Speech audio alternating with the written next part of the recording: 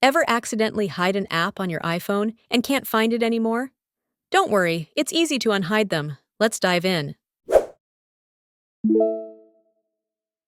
In this tutorial, you'll learn how to quickly and easily unhide apps that have been hidden on your iOS 18 device. Start by opening your iPhone's home screen. Swipe left all through the end on your screen to access the app library. Now scroll down till you see Hidden Apps and tap on it. Here, you'll see the icons of the hidden apps. To unhide an app, simply tap and hold on its icon. A menu will appear.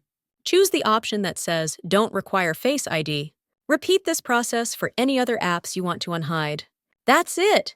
You've successfully unhide your apps on iOS 18. It's a simple process that can save you a lot of frustration. If you have any other questions or need help with other iOS features, feel free to leave a comment below. Don't forget to like, subscribe, and hit the notification bell for more tech tips and tricks.